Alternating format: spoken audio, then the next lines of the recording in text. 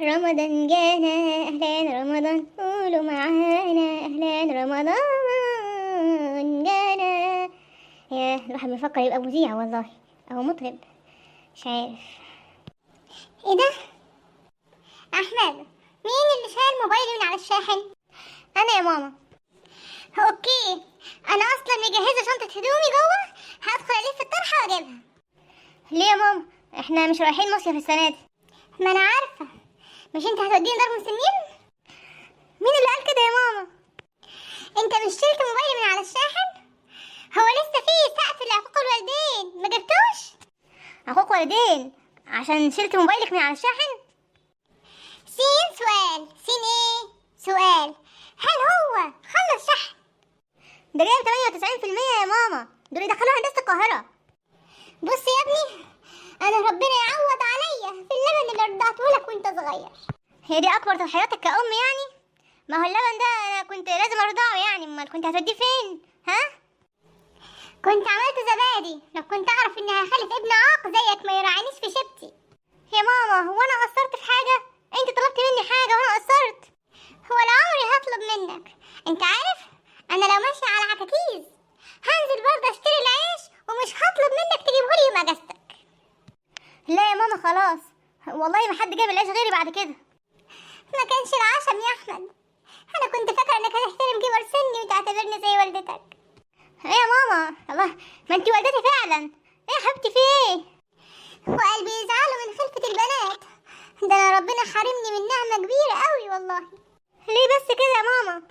لو كنت خلفت بنت كانت بقت حنينة على امها وكانت غسلت المواعين اللي مالية الحوض جوه. لا يا ماما ولا تزعلي، ما حدش هيغسل المواعين دي غيري. لا، بتكروتهم ومش بتنضفهم كويس. مش هكروتهم وربنا، لما نشوف. راضية عني كده يا ست الحبايب؟ عمر قلبي ما هيصفالك يا احمد، مش هنسى اللي عملته فيا. ليه بس يا ماما كل ده؟ هو انا قتلت ابوكي؟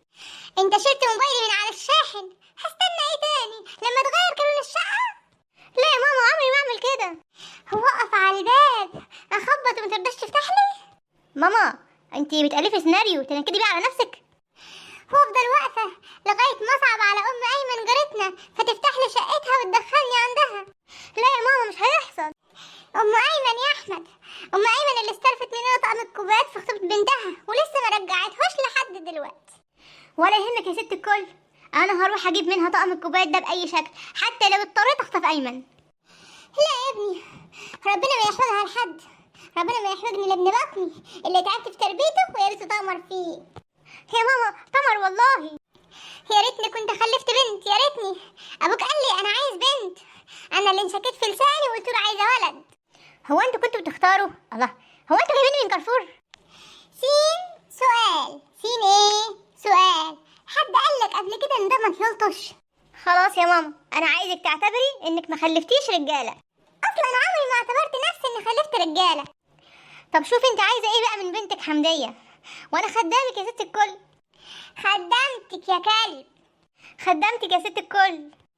مش عايزه حاجه منك، حد الله بيني وبينك يا احمد، انا لو مركبه دعامات هتحمل على نفسي واطبق الغسيل ولا الحوجه الكلب زيك. لا يا ماما والله ما يحصل، انا اللي هطبق الغسيل.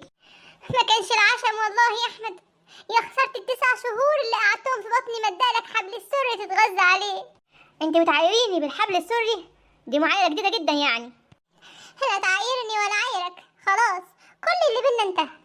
هي يا ماما انت بتفركشي معايا؟ الله، انا ابنك مش خطيبك. ابني؟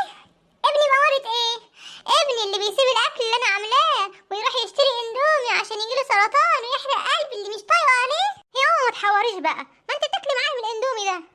زقني زقني في كتفي يا احمد، ما انت عيارك فلت. طب ازاي هزقك في كتفك ازاي يا ماما وانا بيني وبينك 6 متر؟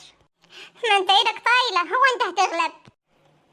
طب انا اسف يا ماما، مش هاكل اندومي تاني وهاكل من الاكل اللي انت عاملاه. هو فين بقى؟